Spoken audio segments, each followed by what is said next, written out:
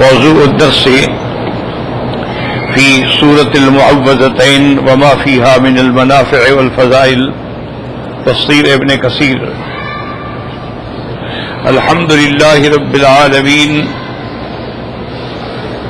والصلاة والسلام على أشرف الأنبياء وسيد المرسلين سيدنا محمد وعلى آله وأصحابه أجمعين.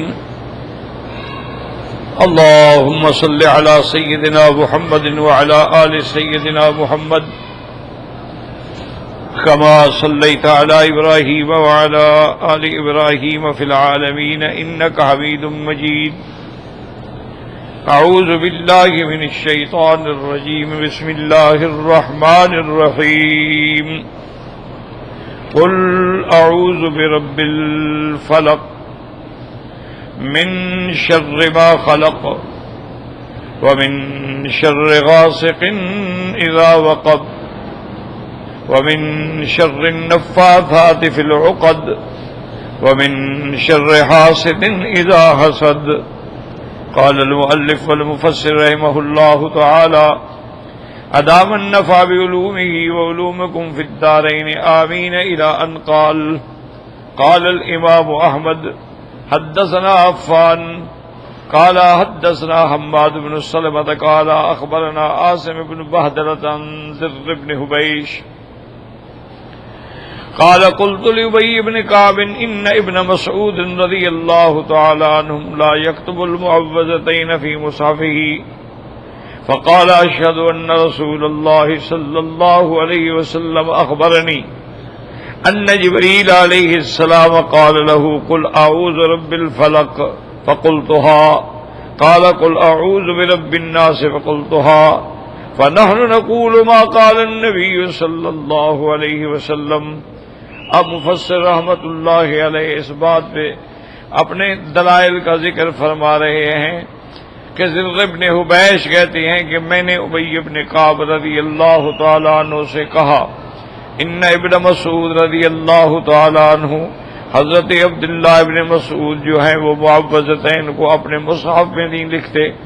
انہوں نے کہا کہ میں تو گواہی دیتا ہوں کہ حضور صلی اللہ علیہ وسلم نے مجھے خبر دی کہ ان جبریل علیہ السلام قال له کہ اللہ نے جبریل بھیجا اور جبریل علیہ السلام نے آ کر یہ پڑھایا قل اعوذ برب الفلق فقلتها میں نے بھی کہا. اسی طرح انہوں نے قل اعوذ برب الناس فقلتها ونحن نقول ما قال النبي صلی اللہ علیہ وسلم.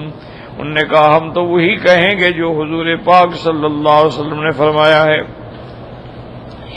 ورواه ابو بکر الحمیدی فی مسنده عن سفیان بن عیینۃ حدثنا عبدۃ بن ابی لبابۃ وعاصم بن بہدلۃ انہما سمعا زر بن حبیش قال سألت ابی بن کعب عن المعوذتین فقلت یا ابا المنذر ان اخاک ابن مسعود يحكي المعوذتين يحق المعوذتين من المصحف فقال إني سألت رسول الله صلى الله عليه وسلم قيل لي قل فقلت فنحن نقول كما قال رسول الله صلى الله عليه وسلم. اس روایت میں بھی ابو بکر بن الحمیدی نے یہ روایت نقل فرمائی ہے کہ انہوں نے زر بن حبیش سے سنا اور وہ فرماتے ہیں کہ میں نے حضرت ابی بن کعب سے معوذتین کے بارے میں پوچھا اور میں نے یہ بھی کہا کہ یا ابا المنذر ابی بن کعب کی کنیت ہے رضی اللہ عنہ کہ حضرت ابن مسعود رضی اللہ تعالیٰ عنہ تو مصحف میں یہ مٹا دیتے ہیں معوذتین کو نہیں لکھتے. انہوں نے کہا میں نے حضور پاک سے جو سنا ہے میں وہ کہتا ہوں جب حضور نے کہا تو ہم نے بھی کہا ہے. وقال احمد حدثنا وكيع قال حدثنا سفيان عاصم بن زيد قال سألت ابن مسعود وقال سألت النبي صلى الله عليه وسلم وقال قيل لي فقلت لكم فقولوا قالوا بھائی فقال النبي صلى الله عليه وسلم نقول. وہ فرماتی ہیں کہ میں نے عبداللہ ابن مسعود رضی اللہ عنہ سے پوچھا تو انہوں نے فرمایا کہ میں نے حضور سے بھی پوچھا تھا. حضور نے فرمایا یہ پڑھا کرو تو ہم بھی اسی طرح تلاوت کرتے ہیں. اصل میں جیسے میں نے کل بھی عرض کیا تھا کہ بہت ساری روایات میں ہمیں یہ ملتا ہے کہ حضرت عبداللہ ابن مسعود رضی اللہ تعالی عنہ نے اپنے مصحف میں معوذتین کو لکھا ہوا نہیں تھا. تو اس لیے بعض صحابہ کے دل میں یہ گمان گزرا کہ شاید وہ اس کو قرآن پاک کا حصہ نہیں سمجھتے، یعنی قرآن سے علاوہ کوئی چیز سمجھتے، چونکہ قرآن پاک کے لکھنے کا حکم تھا وہ نصاب، لیکن یہ صورتیں نہیں لکھی. تو اس پر علماء نے مختلف جواب دیے ہیں. بعض تو یہ جواب دیتے ہیں کہ بھئی یہ صورتیں جو ہیں دراصل معوذتین ہیں، شرور الجن والانس سے پناہ مانگنے کے لیے، سحر سے، جادو سے، جن سے، ہر بلا سے اللہ نے اپنے نبی کو عطا فرمائی ہیں. تو یہ معوذتین ہی ہیں بس. اور بعض علماء نے فرمایا کہ نہیں، عبداللہ ابن مسعود کو جب تحقیق نہیں تھی تو نہیں لکھا، لیکن بعد میں آپ نے اس کو لکھ لیا. اور بعض علماء نے یہ بھی جواب دیا ہے کہ چونکہ یہ صبح و شام ہر نماز کے بعد پڑھنے والی صورتیں ہیں تو ان کے بھولنے کا تو کوئی گمان ہی نہیں تھا، اسے لکھنے کی ضرورت نہیں تھی. لکھی ہوئی چیز جاتی ہے جہاں اندیشہ ہو کہ میں بھول جاؤں، لیکن جو ہر نماز کے بعد تلاوت کی جائے، اپنے بچوں کے لیے تلاوت کی جائے، تو اس لیے انہوں نے نہیں لکھا. اور اس کے علاوہ یہ مسئلہ بھی سمجھیں کہ کیا یہ تعوذ ہے یا رقیہ ہے، کسی بیماری کے لیے پڑھنا یہ جائز ہے یا ناجائز ہے؟ کیونکہ اس میں بھی دو حدیثیں ہمیں ملتی ہیں.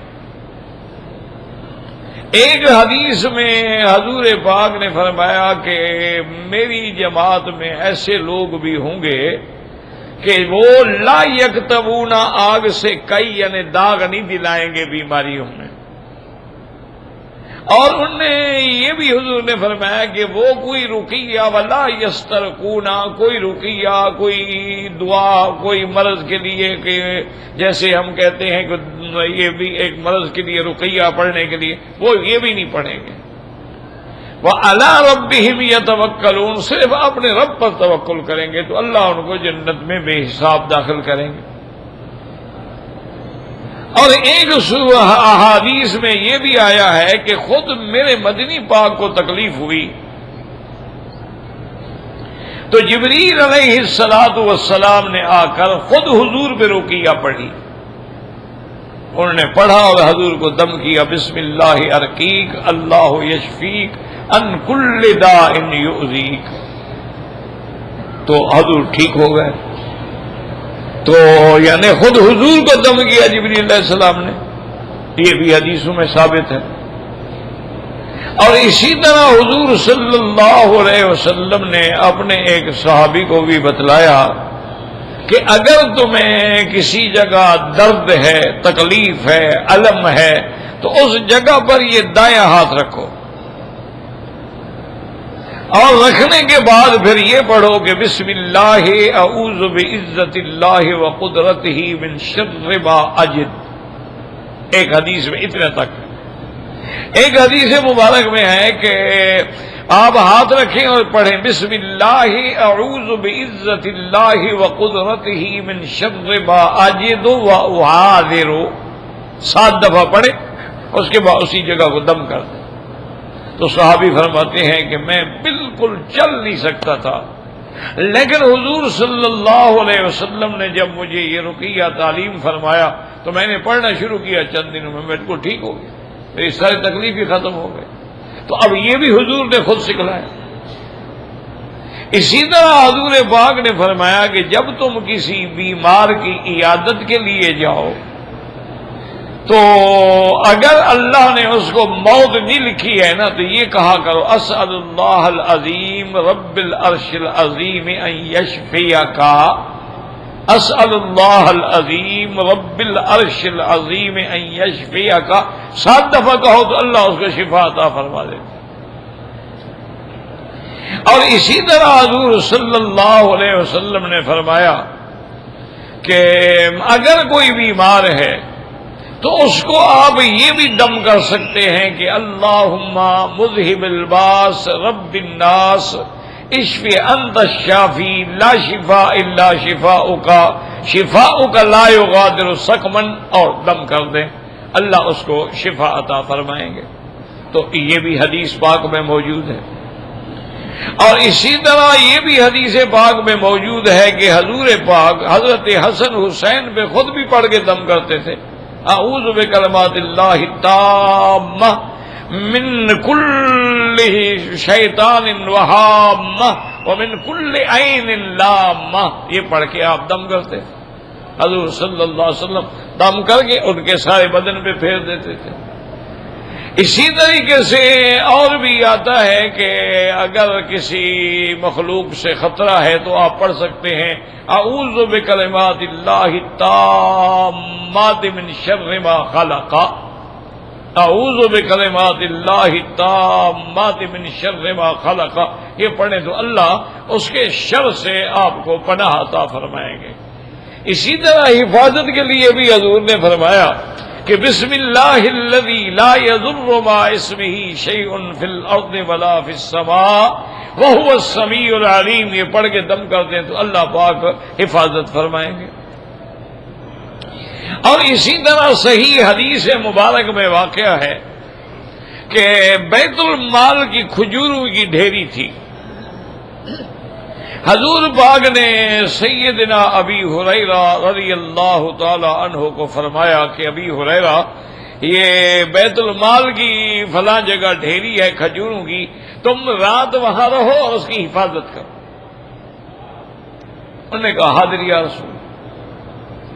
حضرت ابی ہریرہ رضی اللہ تعالی عنہ فرماتے ہیں کہ میں آ کے اس ڈھیری کے قریب بیٹھ گیا اور میں جاگتا بھی رہا، آرام بھی کرتا رہا، جاگتا بھی رہا. آخر میں نے دیکھا کہ کوئی آدمی کھجوریں چرا رہا ہے اور اس نے سمجھا کہ مجھے نیند ہے، حالانکہ میں دیکھ رہا تھا. تو آہستہ آہستہ جا کے میں نے پکڑ لیا. جب میں نے پکڑ لیا تو اس نے کہا ابھی ہریرہ مہربانی کرو، میرے چھوٹے چھوٹے بچے ہیں، بھوکے ہیں، میں مجبوراً یہ چوری کر رہا. مہربانی کر کے میں نے کہا جی حضور کا حکم ہے کہ حفاظت کرنی ہے، تم چوری کر رہے ہو، کیسے تمہیں چھوڑ دوں؟ انہوں نے کہا آئندہ میں کبھی چوری نہیں کروں، میں وعدہ کرتا ہوں تمہارے ساتھ. تو حضرت ابی ہریرہ نے چھوڑ دیا. صبح کو جب حضور کی خدمت میں آئے نماز کے لیے تو حضور پاک نے فرمایا کہ ہاں ابی ہریرہ ما فعل اسیرک البارحہ، ابھی رات تمہارے چور نے کیا کیا؟ اللہ نے آپ کو خبر دے دی. انہوں نے کہا حضور ایسے میں نے پکڑ لیا، لیکن وہ کہتا تھا میرے بچے ہیں، بھوکے ہیں، میں مجبور ہو گیا. انہوں نے کہا آئندہ میں کبھی چوری نہیں کروں گا، میں نے چھوڑ دیا. آپ نے کہا اچھا چھوڑ دیا، ٹھیک ہے. آج رات تم نے پھر بھی کھجوروں کی حفاظت کری اور خیال رکھنا چور پھر بھی آئے گا. تو حضرت ابی ہریرہ رضی اللہ تعالیٰ عنہ فرماتے ہیں کہ دوسری رات میں ذرا ہوشیار ہو کے جاگتا بھی رہا، ویسے بظاہر بہانہ بنایا سو رہا ہو، وہ پھر آ گیا چوری کرنے کے لیے اور میں نے جا کے پکڑ لیا. جب میں نے پکڑ لیا تو اس نے کہا کہ بھائی میں نے کل بھی کہا تھا میں مجبور ہوں. اچھا بات سنو، میں اللہ کی قسم کھاتا ہوں کہ اب کبھی نہیں کراؤں گا. تو حضرت ابی ہریرہ کہتے ہیں جب اس نے اللہ کی قسم کھائی تو میرا دل بھی پسیج گیا بھی. اب یہ اللہ کی قسم کھا کے تو کوئی جھوٹ نہیں بول سکتا نا. تو میں نے کہا اچھا چھوڑ دیا، لیکن پھر کبھی ایسی حرکت نہ کرنا. انہوں نے کہا میں نے قسم کھائی ہے، جب میں نے قسم کھا لی ہے تو بات ختم ہو گئی.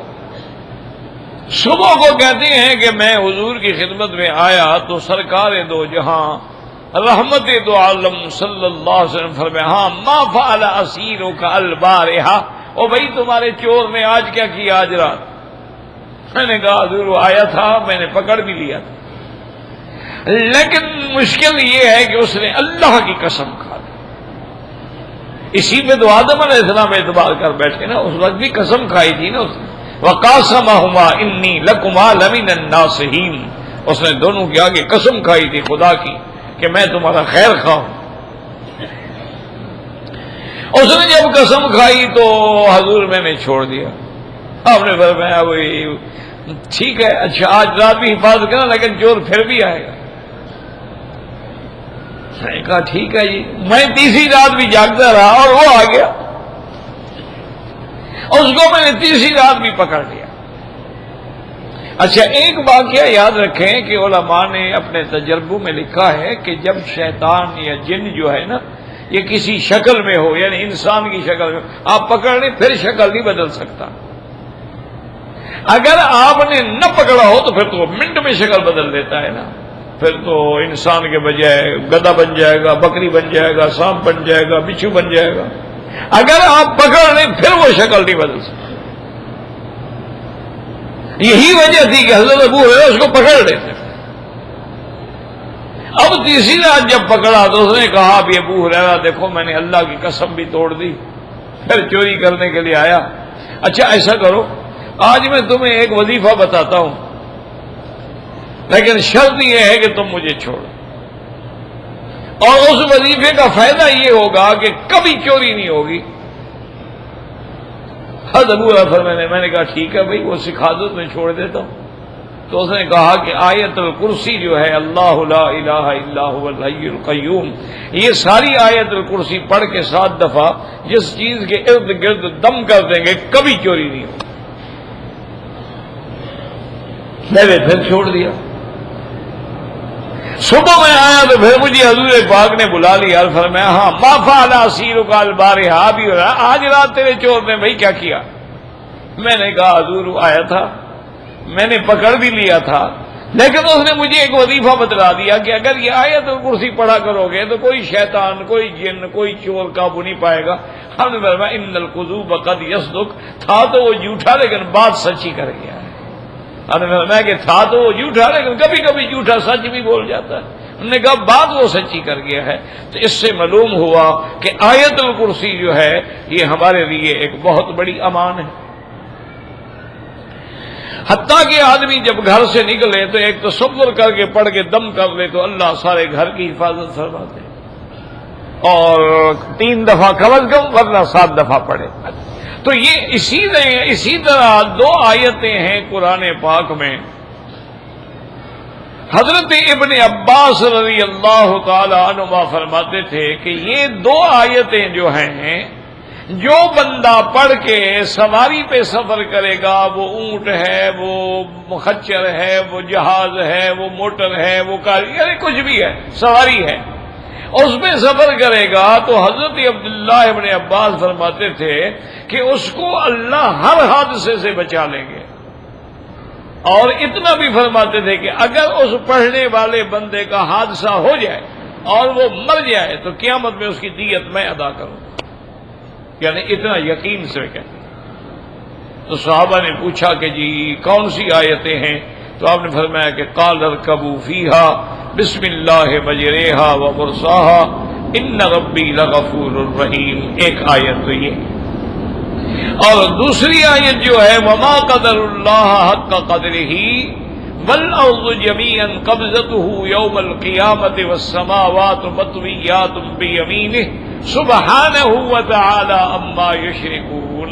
یہ آیتیں جو ہیں 3 دفعہ یا 7 دفعہ پڑھ لیں. اور جو سفر کی دعا حضور نے فرمائی وہ تو پڑھنی ہے نا کہ الحمدللہ الذی سخر لنا ھذا وما كنا له مقرنین وانا الى ربنا لمنقلبون. تو اس کو کوئی حادثہ نہیں. یعنی آپ یقین کریں کہ میں نے الحمدللہ بہت دوستوں کو بتائی. بعض دوستوں نے تو ماشاءاللہ پھر اپنی محبت میں اس کو باقاعدہ چھپوایا بھی لوگوں کو تقسیم کرنے کے لیے، ایک کاغذ پہ چھپوا لی اور پھر لوگوں کو دیتے. ہمارا اپنے ملنے والا ایک آدمی تھا، اللہ اعلم اس میں کیا اثر تھا، وہ بیچارہ جب بھی گاڑی لیتا، گاڑی چلاتا، ایکسیڈنٹ ہر حال میں ہوتا، کئی گاڑیاں تباہ. پھر اس کو میں نے یہ دعا سکھائی تو الحمدللہ اس کے بعد آج تک پھر اس سے ایکسیڈنٹ نہیں ہوا. تو اللہ تعالیٰ کا قرآن ہے، ہمارا ایمان ہے. اور اسی طرح بلکہ ایک حدیث میں بھی ہے کہ ہاتان آیتان امانان لامتی من الحرق والغرق.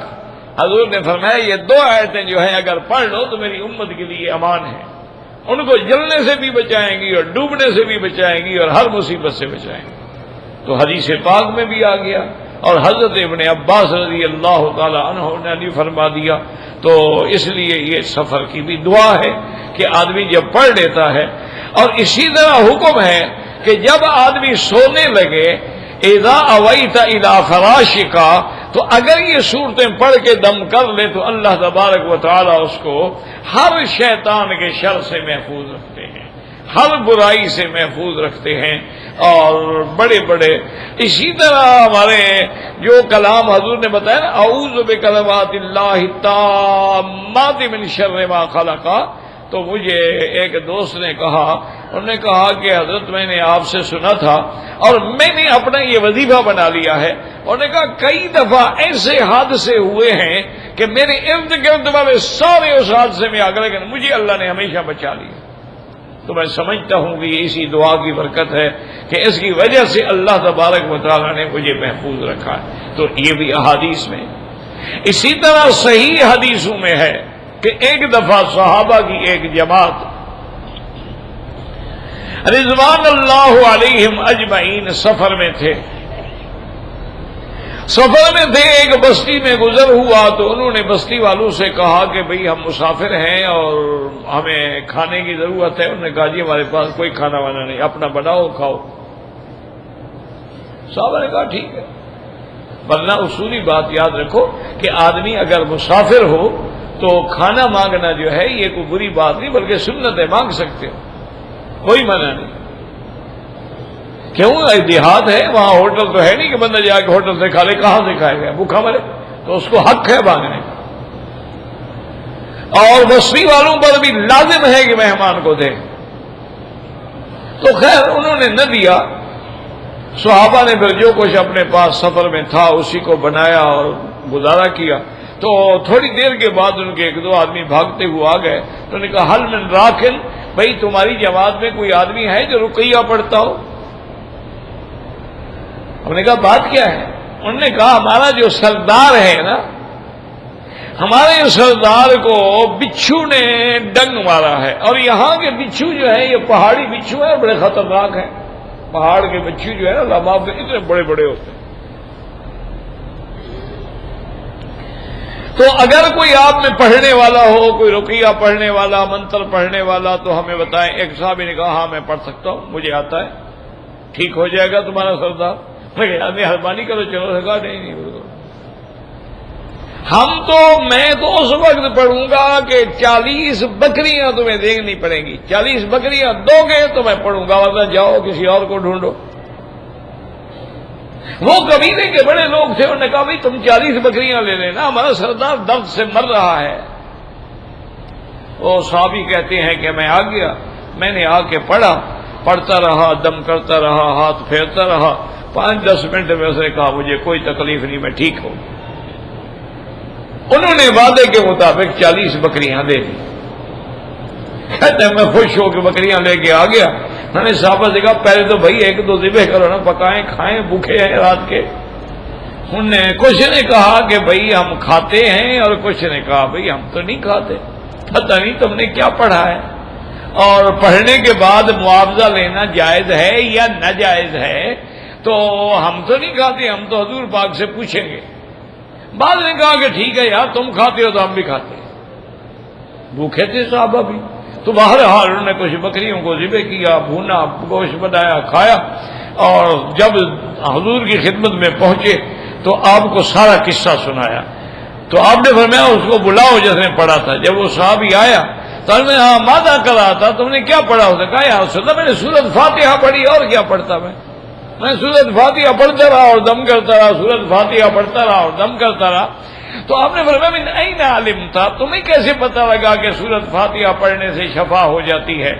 اس نے کہا حضور آپ نے ایک دن خود تو فرمایا تھا کہ اس کا نام فاتحہ بھی ہے، کافیہ بھی ہے، شافیہ بھی ہے.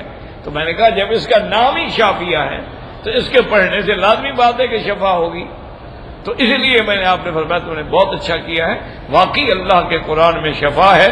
اور باقی تم نے جو بکریاں لی ہیں وہ بھی حلال ہیں.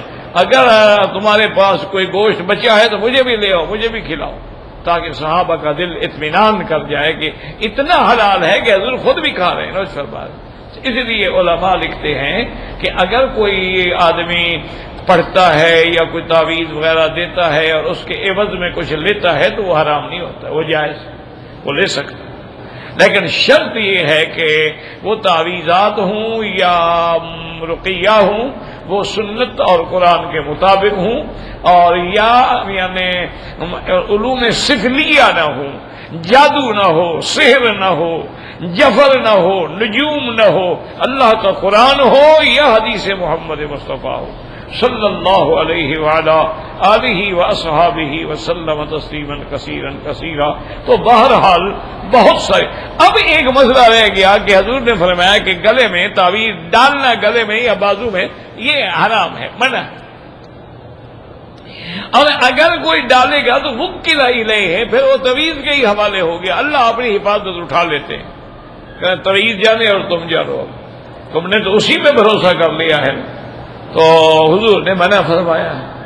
اور بعض روایات میں آتا ہے کہ کچھ صحابہ جو ہیں اپنے چھوٹے بچوں کو لکھ کے گلے میں ڈال دیتے تھے، تو یاد رکھیں اس پر بھی محدثین اور علماء فقہا نے یہ مسئلہ لکھا ہے کہ بھائی یاد رکھو کہ جو قرآن و سنت ہے وہ حلال ہے، جو قرآن و سنت نہیں ہے، کسی اور زبان میں ہے، ہندی زبان میں ہے، سنسکرت میں ہے، عبرانی میں ہے، یا صرف لکیریں کھینچی ہوئی ہیں، نشان بنے ہوئے ہیں اور خانے بنے ہوئے ہیں، اب ہمیں کیا پتا ہے اس کا کیا مطلب ہے؟ تو ایسی چیزوں کو نہیں لینا چاہیے، کیونکہ اس کا ہمیں پتہ ہی نہیں ہے نا کہ کیا چیز لکھی گئی ہے۔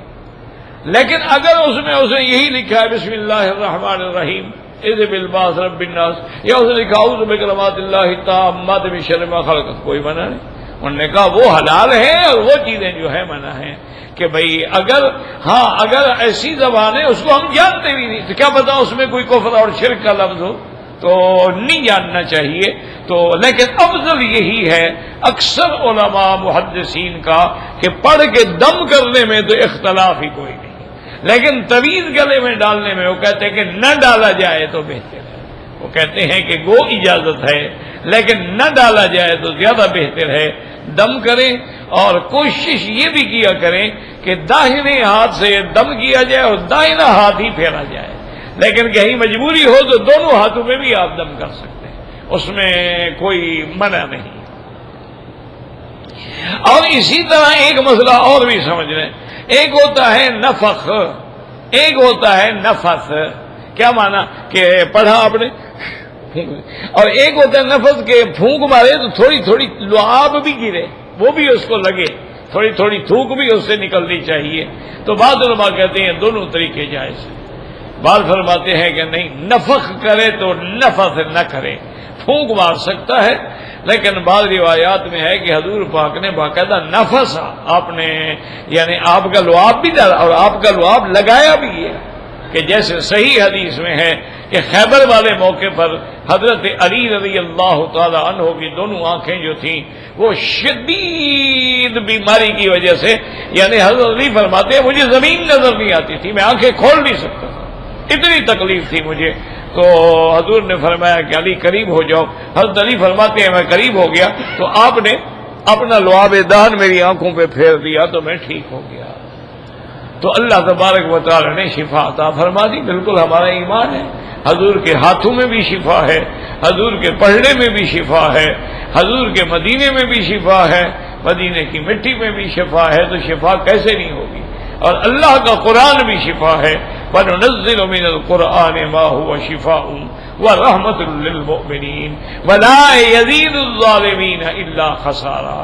تو اس لیے اب یہ باتیں سمجھیں، تو اب مسئلہ کیا ہوا کہ جو غیر شرعی منتر شنتر ہیں وہ تو بالکل نہ پڑھو، اور جو قرآن و حدیث سے ثابت ہیں اس کا پڑھنا جائز ہے، اس کے پڑھنا کوئی منع نہیں ہے۔ حتیٰ کہ ہم نے بڑے بڑے علماء کو دیکھا ہے ماشاءاللہ وہ پڑھتے تھے تو جنات حاضر ہو جاتے تھے باقاعدہ، اگر بندے پہ قبضہ ہے تو جن بول پڑتا تھا اور وہ نکالتے تھے اس کو باقاعدہ، اس سے عہد لیتے تھے کہ آئندہ تم نے کبھی نہیں آنا، آئندہ کبھی تم نے نہیں چھیڑنا، تو حقیقت بھی ہوتی ہے۔ لیکن آج کل جو دور جس دور سے ہم گزر رہے ہیں، آج کل مصیبت یہ ہے کہ 99% آدمی تو فراڈ کرتے ہیں۔ ہمارے اپنے علاقے میں ایک بہت بڑے پیر سے فوت ہو گئے، اللہ بخشے، مرنا تو سب نے ہے، بہت بڑے گدی نشین تھے، بہت بڑے پیر تھے، لاکھوں مرید تھے ان کے۔ اللہ کی شان یہ ہے کہ وہ اس سب کے باوجود جو ہے وہ میرے ساتھ محبت بڑی کرتے تھے، مہربانی کرتے، احترام کرتے، حالانکہ میں ان کی مسجد میں بھی ان کے خلاف تقریریں کر کے آیا۔ مسجد بھی ان کی تھی، بہت بڑی مسجد بنائی تھی انہوں نے، میں نام نہیں لیتا، تو محل بھی ان کا شاہی محل تھا اور ساتھ مسجد بھی شاہی مسجد تھی۔ تو کبھی کبھی ایسا اتفاق بھی ہوا کہ اللہ نے اس مسجد میں موقع دیا نماز پڑھانے کا، تو انہوں نے کہہ دیا یا جماعت نے کہہ دیا تو تھوڑا درس بھی ہو جائے، تو میں نے ان کے خلاف تقریر کی۔ بعض اوقات وہ ہوتے بھی تھے اور بعض اوقات نہیں ہوتے تھے، اور سخت تقریریں ان کے خلاف کی، لیکن پھر بھی اس نے ہمارے احترام میں کوئی کمی نہیں کی۔ ایک دن دیہات کے علاقے سے میں جلسہ بھگت کے آ رہا تھا گھوڑیوں پہ، اس وقت کیا تھا، سواری یہی ہوتی تھی، یا گھوڑی ہوتی تھی یا سائیکل ہوتا تھا، اور کون سے ہمارے پاس گاڑیاں یا کاریں یا موٹریں ہوتی تھیں۔ تو گرمی کا موسم تھا تو تپا ہوا، ہم 2 آدمی تھے، میں نے اس کو کہا، میں نے کہا یار چلو پیر صاحب کے گھر چلتے ہیں۔ اب تو بالکل میری تو ہمت جواب دے گئی، وہاں جائیں گے، کوئی ٹھنڈی جگہ پہ بیٹھیں گے، کچھ پانی شانی پیئیں گے، ٹھیک ہوگا۔ نے کہا ٹھیک ہے یہاں کہتے ہیں۔ تو ان کے محل میں ہم آ گئے، تو وہ محل کے باہر سارا بڑا مربع میں باغ لگا ہوا تھا آم کا، بڑے خوبصورت۔ تو ہر آم کے نیچے میں نے دیکھا لڑکا بیٹھا طویل لکھ رہا ہے، پر سینکڑوں بچے بیٹھے ہوئے ہیں۔ خیر ہم تو جلدی جلدی گئے، پیر صاحب اطلاع دی، فوراً آ گئے، مہربانی کی اور یہ ہمیں شربت وربت پلائی، بڑا ٹھنڈا شنڈا پلایا اور بڑا ہمیں حوصلہ ہوا۔ نے کہا آپ غسل کر رہے ہیں، اتنی دیر میں کھانا لگاتا ہوں۔ تو ہم نے غسل بھی کر لیا، تسلی ہو گئی، کھانا وانا کھایا۔ میں نے کہا پیر صاحب یہ کیا کر رہے ہیں یہ جو بیٹھے ہیں؟ انہوں نے کہا طویل لکھ رہے ہیں اور کیا کر رہے ہیں۔ او میں نے کہا پیر صاحب اچھا یعنی اپنے مریدوں کو بھی دھوکہ دیتے، یہ سکول کے لڑکے بلا لیے ہیں، طویل وہ لکھ رہے ہیں، اور لوگ سمجھتے ہوں گے کہ حضرت مرشد نے لکھ کے ہمیں طویل دیا ہے، سبحان اللہ، آنکھوں پہ رکھیں گے۔ ہم نے کہا مکی صاحب روزانہ جو 200-300 بندوں کو طویل دینا پڑے، میں لکھوں میرے ہاتھ نہیں ٹوٹ جائیں گے؟ اس لیے ہم یہ ہزاروں کی تعداد میں لکھ کے اپنے چھوٹی چھوٹی صندوقیں بنائی ہوئی ہیں، ان میں بند کر کے رکھ دیتے ہیں، اور یہی ایک ہی تویز ہے۔ بخار والے کے لیے بھی یہی ہے، شادی والے کے لیے بھی یہی ہے، طلاق والے کے لیے بھی یہی ہے، جھگڑا کرانے کے لیے بھی یہی ہے، جھگڑا مٹانے کے لیے بھی یہی ہے، ایک ہی تویز ہے، ہمارا ہر کام میں چلتا ہے۔ میں نے کہا پیر صاحب عجیب بات ہے، کیسے؟ انہوں نے کہا مکی صاحب آپ عالم آدمی ہیں، کیسے باتیں کرتے ہیں؟ ہمارے پاس روزانہ 200-300 جاہد آتا ہے تعویذ لینے کے لیے، ان میں جن کے مقدر میں اللہ نے لکھا ہے کام ہونا ہے ان کا کام ہو جاتا ہے۔ وہ سمجھتا ہے کہ پیر صاحب کا تعویذ چل گیا، اور جس کا کام نہیں ہوتا تو ہم کہہ دیتے ہیں ہاں تم وہابی ہو، مولوی مکی کی تقریر سنی تمہاری نیت ٹھیک نہیں تھی، اس لیے تمہیں ہمارے تعویذ نے فائدہ نہیں پہنچایا۔ تو جتنے کا کام نہ ہو وہ ہم تمہارے کھاتے میں ڈال دیتے ہیں، اور جن کا ہو جاتا ہے وہ پکے ہمارے مرید بن جاتے ہیں۔ تو اس میں تمہیں کیا تکلیف ہے بھائی؟ تو میں نے کہا دکھاؤ تو صحیح، یہ طویل ہے کیا بلا؟ اس نے کہا جی یہ ہمارے خاندان میں ایک عمل ہے، اس کو ہم کہتے ہیں 15۔ یہ 15 کا عمل ہے کہ یوں لکھو گے تو 15 پڑھے جائیں گے، یوں پڑھو گے تو 15 پڑھے جائیں گے، یوں پڑھو گے تو 15 پڑھے جائیں گے، یوں پڑھو گے تو 15 پڑھے جائیں گے۔ یہ ہمارے خاندان کا ایک عمل ہے۔ میں نے کہا یار 15 جانے 16 جانے تم جانے، تمہارا کام جانے، لیکن یہ چیزیں شریعت کے خلاف ہیں ایسی۔ اس نے کہا مکی صاحب باقی کون سا کام شریعت پر ہے؟ شریعت کے خلاف ہے، ہماری روزی اللہ نے اسی میں رکھ دی ہے، تو ہم کیا کریں؟ میں نے کہا ابھی بھی تمہیں روزی کا فکر ہے، کروڑوں کے محل ہیں، کروڑوں کی تمہاری جائیدادیں ہیں۔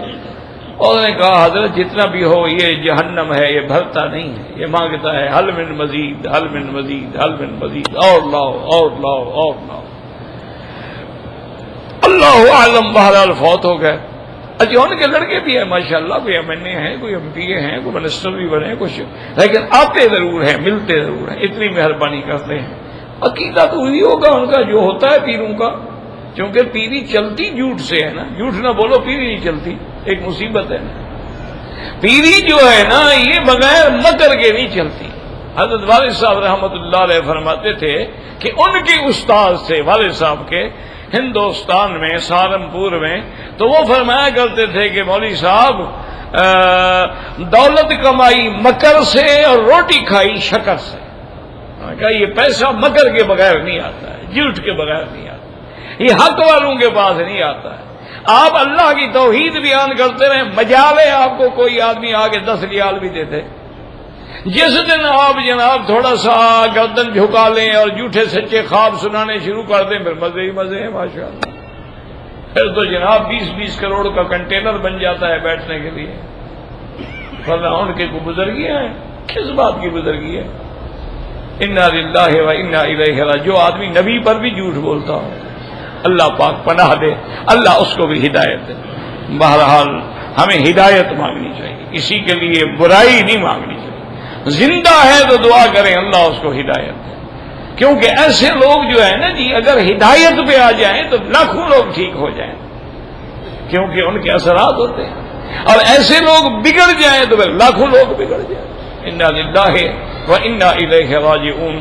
بہرحال اللہ سے تو اب مسئلہ کیا نکلا کہ اگر قرآن سنت کے مطابق کوئی چیز ہے وہ جائز، قرآن سنت کے خلاف کوئی چیز ہے وہ حرام، اور مقام توکل جو ہے وہ پھر ہر کسی کو نصیب نہیں ہوتا۔ وہ اللہ والے وہ ہوتے ہیں جن کا اللہ سے ایسا تعلق بن جاتا ہے کہ ان چیزوں پر ان کی توجہ بھی نہیں جاتی۔ حضرت عبداللہ ابن مسعود رضی اللہ تعالی عنہ بیمار تھے۔ حضرت امیر المومنین عثمان ابن عفان خلیفۃ رسول اللہ صلی اللہ علیہ وسلم رضی اللہ عنہ ان کی عیادت کے لیے تشریف لائے، السلام علیکم کر کے بیٹھ گئے، اور اس کے بعد انہیں پوچھا کہ بماذا تشتکی، عبداللہ تمہیں کیا تکلیف، کیا شکایت؟ انہوں نے کہا اشتکی ذنوبی، مجھے اپنے گناہوں کا ڈر۔ صحابی ہے، فقیہ ہے، جلیل القدر صحابی ہے، محفوظ ہے، پھر بھی ڈر رہا ہے۔ لگا اشتکی ذنوبی۔ انہوں نے کہا اچھا اس وقت بماذا تشتہی، کیا تمہاری طبیعت چاہتی ہے؟ کہا رحمت ربی، اپنے رب کی رحمت چاہتی ہے اور کچھ نہیں۔ آپ نے فرمایا کہ اچھا عبداللہ ابن مسعود یہ ہے کہ ہل نرسلک الیک طبیبا، میں مدینہ منورہ سے کوئی طبیب بھیجوں جو آ کر آپ کو دیکھے؟ تو حضرت عبداللہ ابن مسعود نے فرمایا کہ امیر المومنین طبیب نے مجھے دیکھا ہے۔ تو کہا اچھا طبیب نے دیکھا ہے، تو کیا کہا طبیب نے؟ آپ کو کیا شکایت ہے؟ انہوں نے کہا طبیب نے دیکھا ہے اور ساتھ یہ بھی فرمایا ہے کہ افعل ما اشاء واحکم ما ارید، میں جو چاہوں گا کروں گا۔ سمجھ گئے کہ مانا اللہ نے دیکھا ہے اور اللہ جو چاہے کرے۔ تو انہوں نے کہا بھئی اب اس کا کیا کرے؟ وہ تو طبیب کو دکھانا بھی ہو کرے، بس اللہ نے دیکھ لیا، جو چاہے یفعل ما یشاء ویحکم ما یرید۔ تو حضرت امیر المومنین نے کہا کہ اچھا ایسا کرتے ہیں کہ میں بیت المال میں سے آپ کی امداد کے لیے کچھ پیسے بھجوا دیتا ہوں۔ تو حضرت عبداللہ ابن مسعود نے فرمایا کہ امیر المومنین جب ضرورت تھی، جوانی تھی، صحت تھی، اس وقت تو آپ نے پیسے دیے نہیں، اب جب میری موت کا وقت قریب آ گیا میں پیسے کیا کروں گا؟ مجھے اب پیسوں کی کیا ضرورت ہے؟ میں تو مر رہا ہوں، میری تو موت آ رہی ہے۔ انہوں نے فرمایا اللہ کے بندے تمہاری بیٹیاں ہیں، تمہاری بیٹیوں کے کام آ جائیں گے۔ فرمایا علمتہن سورۃ الواقعہ، میں نے اپنی بیٹیوں کو سورۃ واقعہ پڑھا دی ہے اور وہ روزانہ سورۃ واقعہ پڑھتی ہے، اور حضور نے فرمایا ہے کہ جو آدمی روزانہ سورۃ الواقعہ پڑھے گا اللہ اس کو کبھی بھوکا نہیں مارے گا۔ تو میری بیٹیوں کو کیا غم ہے، وہ سورۃ الواقعہ پڑھی ہوئی ہے۔ تو یہ مقام جو تھا نا، یہ ہر کسی کا نہیں ہوتا ہے، یہ توکل والوں کا مقام ہوتا ہے، یہ اللہ والوں کا مقام ہوتا ہے، جو اپنی تکلیفوں کو بھی بھول جاتے ہیں اور اس تکلیف کو بھی اللہ کا انعام سمجھتے ہیں کہ یہ انعام مجھے اس لیے ملا ہے تاکہ میرے گناہ معاف ہو جائے، یہ انعام مجھے اس لیے ملا ہے کہ میرے درجات بلند ہو جائیں، تو یہ تو انعام ہے۔ تو اس لیے یہ ہر آدمی کے بس کی بات نہیں، ورنہ سنت یہ ہے علاج بھی کراؤ، طبیب کو بھی دکھاؤ، اور جو دوائیں ہوں وہ بھی استعمال کرو، لیکن شفا اللہ سے سمجھو۔ یہ سمجھو کہ یہ دوا یا جو چیزیں ہیں یہ اسباب تو ہیں، اسباب شفا ہیں، لیکن ان میں شفا نہیں ہے۔ اللہ چاہے تو شفا ڈال دے، اللہ چاہے تو شفا نہ دے. آپ دیکھتے ہیں نا کئی مریض ہوتے ہیں، کسی کو ڈاکٹر نے دوائی دی ٹھیک ہو گیا، کسی کو دیا نہیں ٹھیک ہوتا. کیوں؟ شفا دینا اللہ کا کام ہے. شفا وہی دیتے ہیں، بیماری بھی وہی دیتے ہیں اور شفا بھی وہی دیتے ہیں. تو یہ سورۃ المعوذتین جو ہیں اس کو بعض علماء نے صرف معوذتین تعوذ کے لیے سمجھا.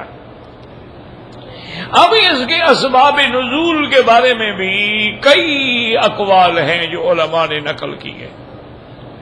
ایک قول مبارک تو یہ ہے کہ کافروں نے یہ ارادہ کیا تھا کہ حضور پاک کو کوئی آدمی نظر لگا دے. یاد رکھو نظر لگتی ہے، نظر جو ہے یاد رکھے لگتی ہے. العین حق، نظر بالکل لگتی ہے. اور علاج کیا ہے؟ اگر تمہیں پتہ لگ جائے کہ اس بندے کی نظر لگی ہے تو اس کو کہو بھی فوراً کسی برتن میں کھڑے ہو کے غسل کرے. وہ پانی جب نیچے جمع ہو جائے، جس کو نظر لگی وہ پانی اسی پہ ڈال دو، 1 منٹ میں ٹھیک ہو جائے. علاج ہی ہے. اور یہ علاج حدیث میں. ایک صحابی بیچارے غسل فرما رہے تھے، ایک اللہ کا بندہ وہ بھی صحابی آیا، اس نے کہا یار ایسی خوبصورت باڈی تو میں نے آج تک کسی کی نہیں دیکھی، ریشم کی طرح ماشاءاللہ تیرا بدن چمکتا ہے. وہ وہیں گر گیا بیچارہ. حضور کو خبر ملی، آپ نے فرمایا قتل تو صاحبہ کا، تم نے اپنے ساتھی کو مار ڈالا ہے. اگر تمہاری نظر لگتی ہے تو اللہ کا نام لیا کرو تاکہ نظر نہ لگے. آدمی دیکھے تو فوراً کہے ماشاء اللہ، اللہ اکبر، لا حول ولا قوت الا باللہ. تو آپ نے فرمایا فوراً غسل کرو برتن میں، اور غسل کیا. وہ پانی اکٹھا کر کے اس صحابی پہ ڈالا گیا تو فوراً کھڑا ہو گیا. تو اس لیے محاورات عرب میں بھی ہے کہ نظر ایک ایسی بلا ہے کہ جو اونٹ کو دیگچی میں پہنچا دیتی ہے. یعنی اونٹ کو نظر لگے تو فوراً گر گیا اور پھر گوشت پک رہا ہے دیگچی میں آ گیا. اور بعض علماء نے اسی سے استدلال بھی کیا ہے کہ جب یوسف علیہ السلام کے بھائی مصر میں جا رہے تھے تو ان کو اپنے ابا نے ایک نصیحت فرمائی کہ لا تدخلوا من باب واحد وادخلوا من ابواب متفرقة. حضرت یعقوب نے فرمایا میرے بیٹے کٹھے نہ ایک دروازے سے داخل ہونا، کوئی ادھر سے کوئی ادھر سے کوئی ادھر سے. کیوں؟ ایسے خوبصورت 10 جوان کٹھے داخل ہوں تو نظر لگنی. تو اس لیے وہ کہتے ہیں کہ انہوں نے بھی یہ نظر سے بچنے کے لیے کہا تھا کہ بھئی کٹھے نہ جاؤ، کوئی ادھر سے چلا جائے، ادھر سے چلا جائے، کوئی ادھر سے چلا جائے، تاکہ تمہارا کٹھے ہونا جو ہے تمہارے لیے نظر بد کا ذریعہ نہ بن جائے کہ نظر نہ لگ جائے. تو ان قریش کے دشمنوں نے، میرے سرکار کے دشمنوں نے پروگرام بنایا. اچھا 1-2 آدمی مشہور تھے نظر لگانے میں. اچھا بعض لوگ نظر لگانے میں مشہور ہوتے ہیں تو اچھا بعض تو بستیاں ہیں، پوری بستی کی بستی ہر بندہ نظر مارتا ہے، اللہ معاف کرے، ہر بندے کی نظر لگتی ہے. انا للہ و انا الیہ راجعون. اور اس کا بچنے کا واحد علاج یہ ہے، ایسا بندہ جب کوئی ہو نا تو فوراً پڑھ لیا کرو لا حول ولا قوت الا باللہ العلی، لا حول ولا، اس کو دم کر مجالے پھر اس کی نظر لگے، پھر نہیں نظر لگتی اس کی. تو اسی طرح نہ آئے سبحان اللہ، الحمدللہ، اللہ اکبر، کوئی اللہ کا نام لے لیں، اس کی وجہ سے پھر اس شر سے آپ محفوظ ہو جائیں گے، آپ کو نہیں لگے گی نظر. اچھا انہوں نے کیا کیا جی؟ اس بندے کو تیار کیا کہ تم چلو اور حضور پاک کو نظر مارو. اچھا اور یہ نظر جو ہے نا، جتنا بندہ بھوکا ہو نا، بھوکے کی بڑی لگتی ہے. یہ بھی ان کا ایک ہے کہ بھئی آدمی بھوکا ہو تو اس کی نظر تیز ہو جاتی ہے. تو اس لیے اس نے 1-2 دن بھوکا رہا، پھر آیا حضور کو دیکھا، ماشاءاللہ کمال کا رنگ ہے، کمال کا چہرہ ہے، کمال کی زلفیں ہیں، سب کچھ کہتا رہا لیکن حضور کو تو کچھ نہیں ہوا. تو وہ اس سے ناکام ہوئے. تو آئندہ تحفظ کے لیے اللہ نے یہ صورتیں نازل فرما دی کہ جب آدمی یہ صورتیں پڑھ لے گا تو اللہ اس کو ہر قسم کی نظر سے محفوظ رکھیں گے. اور اسی طرح علماء نے لکھا ہے کہ سورۃ القلم جو ہے، نون والقلم، اس کی جو آخری آیت ہے وَإِن يَكَادُ الَّذِينَ كَفَرُوا لَيُزْلِقُونَكَ بِأَبْصَارِهِمْ لَمَّا سَمِعُوا الذِّكْرَ وَيَقُولُونَ إِنَّهُ لَمَجْنُونٌ وَمَا هُوَ إِلَّا ذِكْرٌ لِّلْعَالَمِينَ. تو یہ آیت جو ہے یہ 5 دفعہ یا 7 دفعہ پڑھ کے اپنے بچوں کو دم کر لیں، یا جس بندے کو نظر لگی ہو اس کو دم کریں، تو انشاءاللہ نظر بد کے اثرات جو ہے وہ ختم ہو جائیں گے۔ تو اللہ تبارک و تعالی نے یہ حضور کی امت کے لیے عظیم تحفہ ہے سورۃ معوذتین، کہ جس کے پڑھنے سے آدمی ہر شر سے محفوظ ہو جاتا ہے۔ اللہ آپ کو بھی، مجھے بھی، ہر مسلمان کو محفوظ رکھے۔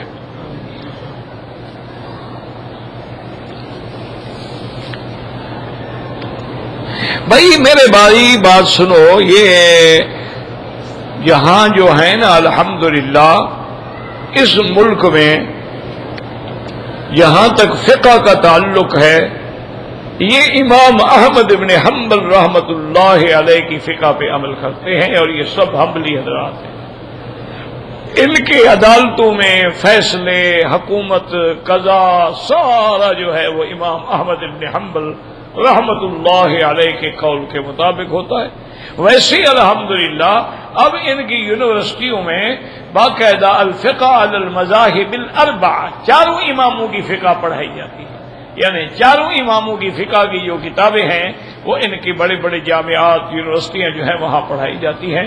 تو بہرحال باقی اب ہر بندے کے بارے میں تو بندے کو پتہ نہیں ہوتا نا کہ اس کا کیا ہے اور اس کا کیا ہے اور اس کا کیا ہے، وہ خود مل کے اس سے پوچھ لیں، دیکھنا تو مجبوری پڑتا ہے نا۔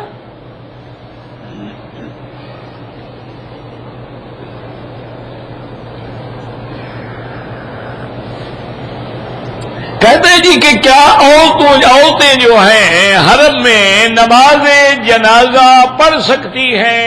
میرا بھائی یہ اصل میں ہمارے سمجھنے میں غلطی ہے۔ اچھا عورت اگر مر جائے تو ہم اس کا جنازہ پڑھ سکتے ہیں، تو وہ ہمارا کیوں نہیں پڑھ سکتی؟ کوئی عقل بھی ہے کہ نہیں ہے؟ اللہ نے کوئی پرزہ ڈھیلا کر دیا دماغ میں؟ بھائی اگر ہم عورت کا پڑھ سکتے ہیں تو عورت ہمارا بھی پڑھ سکتی ہے۔ اب مسئلہ سمجھو، مسئلہ یہ ہے کہ کسی جنازے پر عورت گھر سے اس نیت سے آئے کہ جنازہ پڑھوں، یہ جائز نہیں ہے۔ یعنی وہ جنازہ گاہ میں صرف جنازہ پڑھنے کے لیے آئے بنا ہے، اگر مسجد میں موجود ہے اور جنازہ کھڑا ہو گیا تو پڑھے گی، فرض نماز پڑھ رہی ہے تو جنازہ کیوں چھوڑ دے گی؟ یہ مسئلہ یہ ہے کہ اس کو جنازے کے لیے نہیں آنا چاہیے۔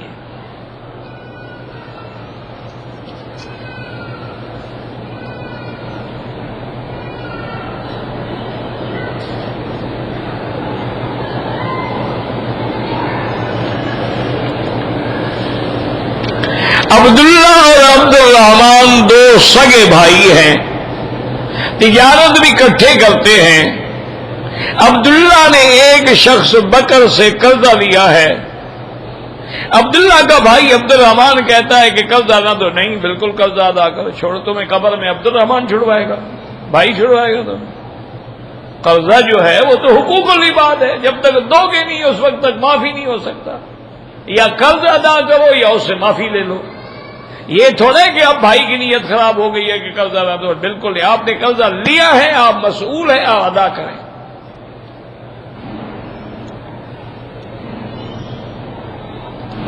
بیعت کیا ہوتی ہے؟ کسی اللہ والے کی خدمت میں جا کے آدمی ان کے ہاتھ میں ہاتھ رکھ کے ایک وعدہ کرتا ہے کہ میں آپ کے حکم پر چلوں گا، بس یہ بیعت ہوتی ہے۔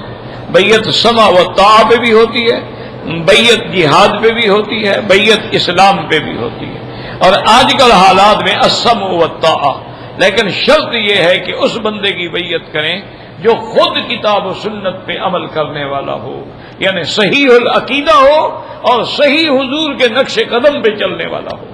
ایسے عام جو آج کل پیر بنے ہوئے ہیں نا، ان سے بچنے کی کوشش کریں۔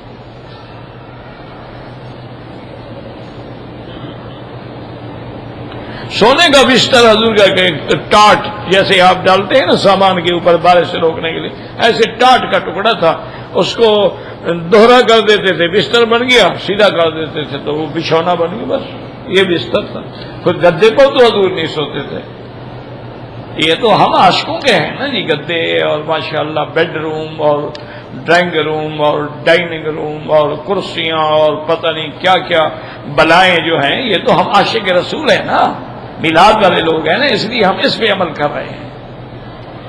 انا للہ و انا الیہ راجعون، تو کبھی نرم بستر پہ سوئے ہی نہیں، اور سرانہ جو تھا چمڑے کا اس میں کھجور کا جالا بھرا ہوا تھا، یہ سرانہ تھا۔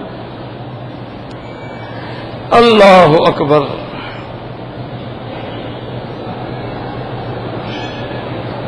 میرے گھر کی 2 منزلیں ہیں، میں نے ایک منزل کرایہ پر دی ہے، اور پرانا جو گھر تھا وہ بھی کرائے پر دیا ہے، تو جو کرایہ آئے گا زکوٰۃ دیں گے آپ، سال کے بعد حساب کریں گے، وہ آپ کی آمدن میں آ گیا، اس پر آپ زکوٰۃ دیں گے۔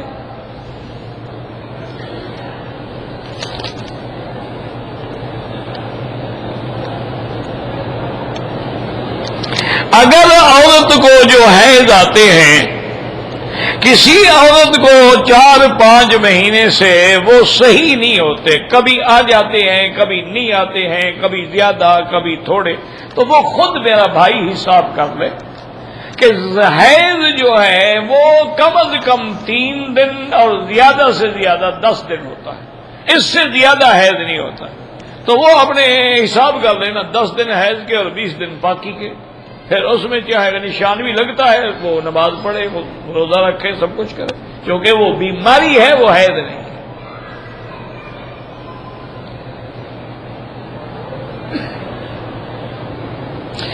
اور اگر کوئی شخص مر جائے تو اس کی اولاد اپنا نام لکھنے کے بعد کہہ سکتے ہیں کہ فلاں مرحوم کا بیٹا ہے، ٹھیک ہے، کیوں نہ کہیں، مرحوم مانا اللہ اس پہ رحم کرے، یہ کیوں نہ کہیں گا۔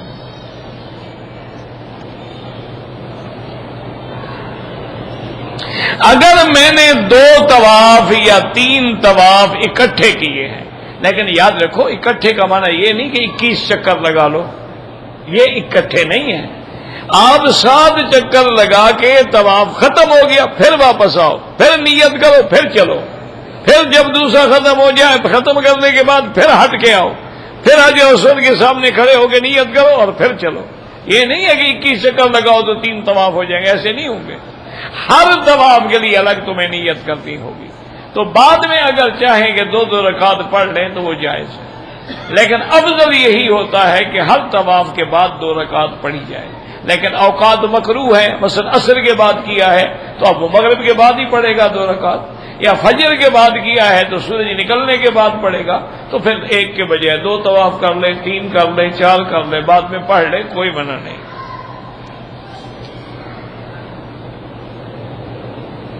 اگر کوئی آدمی عمرے میں صفا مروہ دوڑنے کے بعد صرف چند بال کٹواتا ہے تو دم پڑ جاتی ہے، سارے سر پہ اس طرح پھیرا جائے، اور اگر بال ہیں تو 4تھا حصہ سارے بالوں کا کٹ جائے، اگر یہ ٹک لگائے گا تو دم پڑ جائے گی۔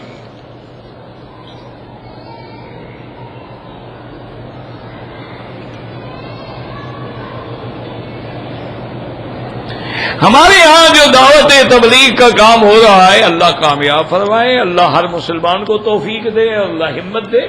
بھئی یہ تو ساری امت کا فرض ہے نا کہ کنتم خیر امت اخرجت للناس تأمرون بالمعروف وتنہون عن المنکر، اور یہی میرے مدنی پاک نے فرمایا کہ بلغوا عنی ولو آیۃ، اگر تمہیں ایک آیت کا ترجمہ آتا ہے، ایک حدیث آتی ہے تو آگے تبلیغ کرو، پہنچاؤ۔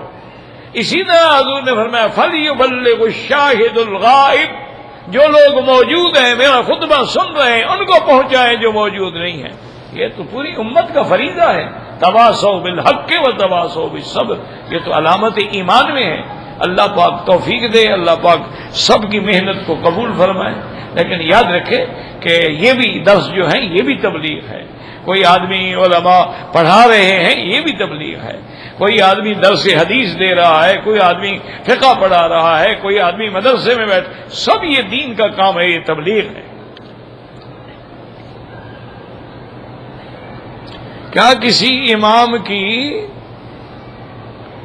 واضح کر سکتے؟ مجھے نہیں پتا کیا لکھا ہے آپ نے۔ واللہ اعلم۔ ربنا تقبل منا انک انت السمیع العلیم وتب علینا انک انت التواب الرحیم یا حی یا قیوم یا حی یا قیوم یا حی یا قیوم برحمتک نستغیث یا ذا الجلال والاکرام یا ذا الجلال والاکرام یا ذا الجلال والاکرام لا الہ الا اللہ العلیم الحلیم، لا الہ الا اللہ الحلیم العظیم، لا الہ الا اللہ رب العرش العظیم، لا الہ الا اللہ رب السماوات ورب الارض رب العرش الکریم۔ اللهم انا نسألك موجبات رحمتك وعزائم مغفرتك والسلامة عن كل اثم والغنيمة عن كل بر۔ اللهم لا تدع لنا ذنبا الا غفرته ولا هما الا فرجته ولا عيبا الا سترته ولا كربا الا نفسته ولا ضالا الا هديته ولا فسادا الا اصلحته ولا مريضا الا شافيته ولا ميتا الا رحمته ولا حيا الا هديته ولا حاجة من حوائج الدنيا والآخرة إلا قضيتها ويسرتها يا أرحم الراحمين۔ ربنا آتنا في الدنيا حسنة وفي الآخرة حسنة فقنا عذاب النار، وصلى الله تعالى على خير خلقه سيدنا محمد وعلى آله وصحبه أجمعين۔ اللهم صل على سيدنا محمد وعلى آل سيدنا محمد وبارك وسلم عليه۔